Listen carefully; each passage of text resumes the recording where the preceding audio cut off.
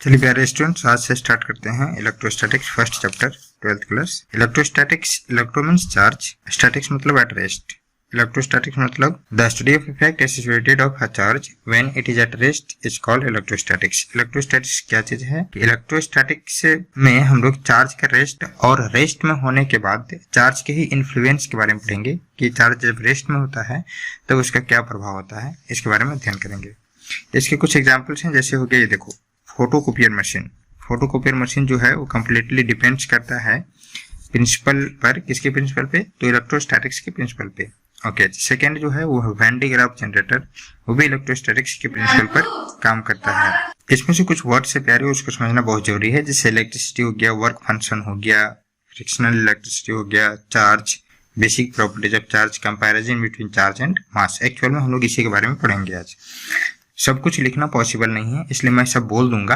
आप वीडियो को बार बार रोक करके पॉज करके उसको आप नोट करते जाइएगा ताकि आपको दिक्कत ना हो कंसेप्ट समझने में। ओके, अब हम लोग फर्स्ट वर्ड से स्टार्ट करते हैं, इलेक्ट्रिसिटी। इलेक्ट्रिसिटी क्या होता है? इलेक्ट्रिसिटी किसको बोलते हैं? वो रब्ड सब्सटेंस, जब हम लोग दो सब्सटेंस को रब करते हैं जिसकी वजह से लाइटर बॉडी अट्रैक्ट होता है ना, तो कुछ ना कुछ इलेक्ट्रिसिटी जनरेट होता है। मतलब हम लोग बोलते हैं कि आवेश ट्रांसफर किया। आवेश मतलब चार्ज ट्रांसफर किया। तो चार्ज ट्रांसफर किया, इसका क्या मतलब हुआ? तो चार्ज का स्मॉलेस्ट यूनिट होता है इलेक्ट्रॉन। एक्चुअल में हम लोग इस पूरे चैप्टर में इलेक्ट्रॉन के ही बारे में पढ़ेंगे, लेकिन इलेक्ट्रॉन रुका हुआ रहेगा, चार्ज रुका हुआ रहेगा, मतलब इलेक्ट्रॉन रुका हुआ रहेगा। तब हम लोग इसको कंटिन्यू पढ़ते चले जाएंगे। ओके, फिर से इलेक्ट्रिसिटी क्या है? तो the property of a rubbed substance due to which they attract lighter body is called electricity. Okay, now next word, work function. Work function क्या है? वर्क फंक्शन बहुत इंपॉर्टेंट वर्ड है, ये dual nature of matter and radiation में पुनः आएगा। तो work function क्या होता है?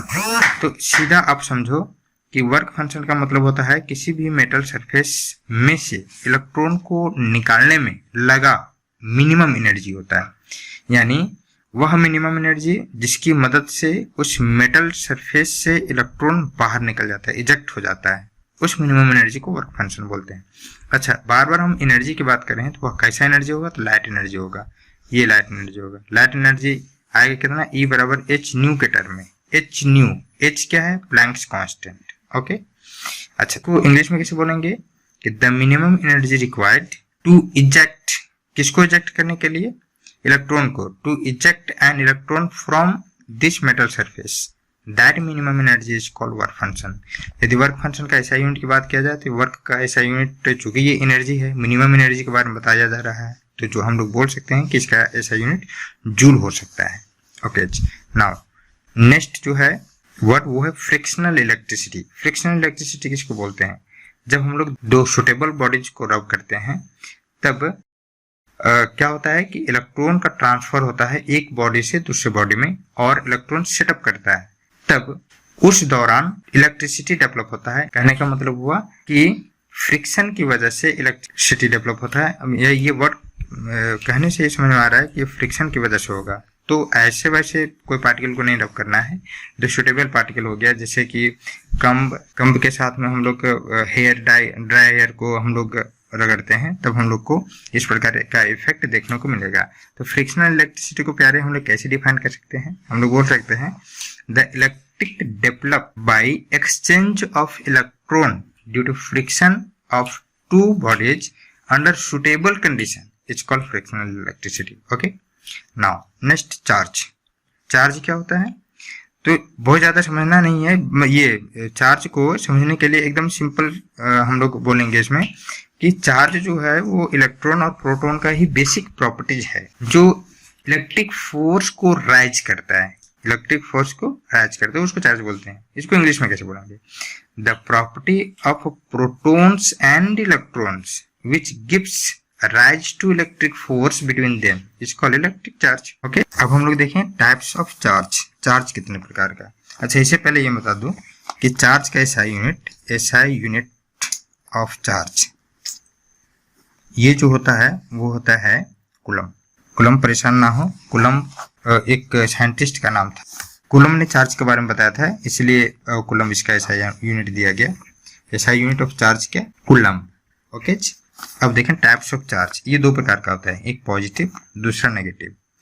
अब पॉजिटिव और नेगेटिव दो चार्ज होता है तो इन दोनों के बीच का एक बेसिक प्रॉपर्टीज है जिसको हम लोग बेसिक प्रॉपर्टीज ऑफ चार्ज भी बोलते हैं। जैसे पॉजिटिव पॉजिटिव और नेगेटिव नेगेटिव के बीच में होता है रिपल्सन। याद रखने के लिए आप बोल सकते हैं कि पॉजिटिव पॉजिटिव नेगेटिव नेगेटिव में दुश्मनी होता है, नेगेटिव पॉजिटिव पॉजिटिव नेगेटिव में अट्रैक्शन, मतलब नेगेटिव पॉजिटिव और पॉजिटिव नेगेटिव में प्यार। ऐसा है, ये दिमाग में ज्यादा रहेगा। नेक्स्ट जो है वो है basic properties of charges. Basic properties of charges ये चेक और सीबीएसई एग्जामिनेशन में बहुत ज्यादा पूछे जाते हैं क्वेश्चंस। 2 या 3 बेसिक प्रॉपर्टीज पूछे जाते हैं। मैं यहाँ 5 बेसिक प्रॉपर्टीज बता देता हूँ, आपको जो समझ में आएगा अच्छा से उसका आप लिख सकते हैं एग्जामिनेशन में। और दूसरी बात ये कि इसी प्रॉपर्टीज से बहुत सारे क्वेश्चन पूछे जाते हैं। क्वेश्चन किस प्रकार का पूछा जाता है वो हम अभी बताने का प्रयास करेंगे। बेसिक प्रॉपर्टीज ऑफ चार्ज में फर्स्ट है एडिटिव नेचर। चार्जेस का एडिटिव नेचर। चार्जेस का एडिटिव नेचर कहने का क्या मतलब हुआ? चार्जेस के एडिटिव नेचर कहने का मतलब हुआ किसी एक सिस्टम में जो भी चार्ज होंगे वो अलजेब्रिक समेशन के बराबर होगा। मतलब टोटल चार्ज जो होगा वो अलजेब्रिक सम के बराबर होगा। मतलब अलजेब्रिक के नियम से जोड़ेंगे। ऐसा समझ लो कि एक ही सिस्टम है, इसमें चार्ज रखा हुआ 2 कूलम, 3 कूलम, -5 कूलम। हम इसको बोलेंगे कि इस सिस्टम में कितने चार्ज हैं, तो हम लोग एडिटिव सिंपल एकदम अलजेब्रा के मेथड से जोड़ देंगे। 2 coulomb plus 3 coulomb plus -5 coulomb. Okay, अब इसको लिखेंगे 3 या 2 5 मतलब 5 कूलम और -5 कूलम, मतलब इसमें 0 चार्ज है, मतलब इस सिस्टम में चार्ज नहीं है, चार्जलेस है। ये कहने का ये मतलब हुआ। ओके, नेक्स्ट जो है सेकंड प्रॉपर्टीज वो है quantization of charge. Quantization of charge किसको बोलते हैं प्यारे? तो क्वांटाइजेशन ऑफ चार्ज को हम लोग डिफाइन कर सकते हैं कि quantization of charge means charge always is found integer multiple of basic quanta of electric charge. That means Q बराबर प्लस माइनस n। हमने अभी बात की क्वांटा मतलब क्या होता है? Small energy packets. Small energy packet ये होता है क्वांटा का मतलब। अच्छा, इसमें से n क्या है? इंटीजर। इंटीजर मतलब 1 2 3 4 5 6 से लेकर के इन्फिनिटी तक।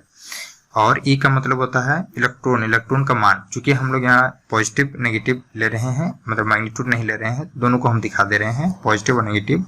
1.6 × 10⁻⁻19 कूलम। ओके, नाउ नेक्स्ट जो है वो है conservation of charge. Conservation of charge आप 6ठी 7वीं क्लास से पढ़ते आ रहे हो। सिंपल भाषा में आप समझो कि इसे आइसोलेटेड सिस्टम में। अच्छा, ये आइसोलेटेड क्या होता है? आइसोलेटेड वर्ड का क्या मतलब होता है? आइसोलेटेड वर्ड का मतलब होता है एक ऐसा सिस्टम जिसके आंतरिक एनर्जी या फिर आंतरिक किसी भी प्रकार की गतिविधि से बाहरी से कोई लेना देना ना हो और बाहर का अंदर से किसी प्रकार के लेना देना ना हो। जैसे अभी कोविड-19 में आप रोज न्यूज़पेपर में सुनते होंगे कि उसको क्वांटाइज किया गया है। इसका क्या मतलब हुआ कि उससे उस व्यक्ति से संपर्क बना करके नहीं रखना है, दूर रहना है, ऐसा कुछ मतलब होता है इसका। तो हम लोग कंजर्वेशन ऑफ चार्ज को बोल सकते हैं कि in an isolated system charges neither be created nor it can be destroyed but transfer one body to another body is called conservation of charge. Okay, जैसे एक उदाहरण लेते हैं NaCl नमक का।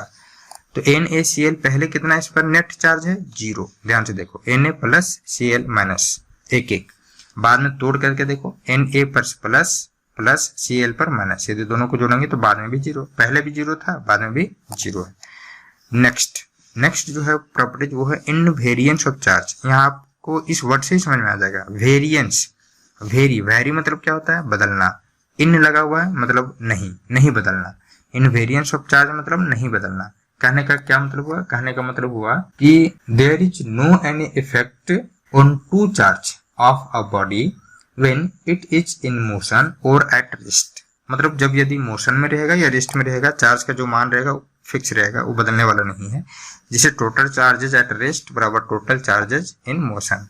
मास बदलता है, चार्जेज मोशन आने पर बदलता नहीं, मास चेंज करता है। जैसे मान लो कि यदि कभी आप मिले दशहरे में तारामाची जिसको बोलते हैं, वो उसमें जाते वक्त हम लोग को एहसास होता है कि हम में मास है, आते वक्त हम लोग को एहसास नहीं होता है कि मास, तो कैसा एहसास होता है कि हम लोग मास लेस हैं, ऐसा कुछ है ना। तो इनवेरिएंस ऑफ चार्ज मतलब चार्ज पर कोई इफेक्ट नहीं पड़ता है, मास पर पड़ता है। आगे हम लोग उसको पढ़ लेंगे। लास्ट जो प्रॉपर्टी था वो बेसिक प्रॉपर्टी था, वो था क्या कि like charges repel and unlike charges attract to each other. Okay, ये बेसिक प्रॉपर्टी थे। एक बार मैं पुनः जल्दी से बात कर देता हूँ।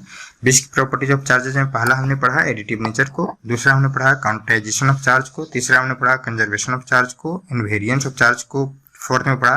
और फिफ्थ में बेसिक प्रॉपर्टीज जो चार्ज का होता है वो हमने पढ़ा कि लाइक चार्जेज रिपेल करते हैं आपस में, अनलाइक चार्जेज अट्रैक्ट करते हैं आपस में। ओके, अब इस प्रॉपर्टीज से क्वेश्चन कैसे पूछे जाते हैं, जैसे क्वांटाइजेशन ऑफ चार्ज से ऐसा क्वेश्चन पूछा जा सकता है कि find the number of electron in 5 coulomb charge. 5 coulomb charge में कितने इलेक्ट्रॉन ट्रांसफर करेंगे। चूंकि यहाँ दिया हुआ क्वेश्चन में Q का मान कितना गिवन है, ये गिवन Q बर ऑफ 5 कूलम इन, और E का मान हम लोग जानते हैं कितना 1.6 into 10 to the power minus 19 coulomb. Quantization of charge क्या कहता है, Q बराबर NE, यही कहता है ना। तो N का मान निकालना, तो N बराबर Q बाई E।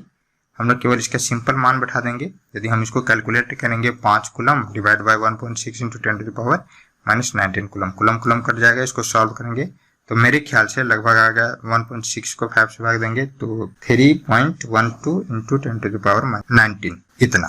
कूलम वूलम कुछ नहीं होगा, n है, इंटीजर है, इसलिए यूनिट लेस होगा। लास्ट में हम लोग पढ़ते हैं comparison between charge and mass. मैं इसे बोल देता हूँ चार्ज मास। ओके, चार्ज में फर्स्ट पॉइंट क्या, चार्जेज में बी पॉजिटिव और नेगेटिव। चार्ज पॉजिटिव और नेगेटिव दोनों हो सकता है, लेकिन मास ऑलवेज भी पॉजिटिव। सेकेंड पॉइंट है कि the force acting between two charges में बी अट्रैक्टिव और रिपल्सिव, किसमें, चार्ज में, जबकि इसमें केवल अट्रैक्टिव होगा।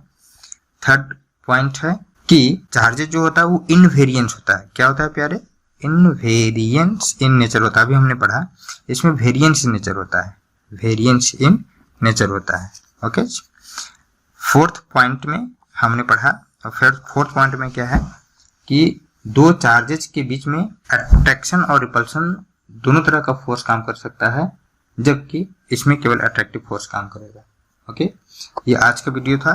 कल हम लोग बाइफरकेट करके पढ़ेंगे कि चार्जेस जो होते हैं, इलेक्ट्रोस्टैटिक्स जो होते हैं, इलेक्ट्रोस्टैटिक्स ये 2 पार्ट में है। यदि एनसीईआरटी की बुक में आप देखो तो ए पार्ट में है इलेक्ट्रिक चार्ज एंड फील्ड, और बी पार्ट में है प्यारे इलेक्ट्रोस्टैटिक पोटेंशियल एंड कैपेसिटर। इसको हम कल से पढ़ेंगे। इसको नेक्स्ट वीडियो में हम लोग डिस्कस करेंगे इलेक्ट्रोस्टैटिक्स के ए पार्ट का। ए पार्ट में मैक्सिमम महत्वपूर्ण क्वेश्चन को हम बताने का प्रयास करेंगे, बी के भी मैक्सिमम महत्वपूर्ण क्वेश्चन को बताने का प्रयास करेंगे, क्योंकि सारा बताना पॉसिबल नहीं है। और हमें खेद है कि हम सारे लैंग्वेज को लिख नहीं पा रहे हैं। वीडियो बनाते वक्त मुझे इसका ध्यान रखना पड़ता है, इसलिए मैं जो बोल रहा हूँ उसे आप लिखने का प्रयास करेंगे, जिससे आपको बहुत ज़्यादा से ज़्यादा लाभ हो सके। यदि वीडियो अच्छा लगा हो तो लाइक करके अपने दोस्तों तक जरूर पहुंचाएं।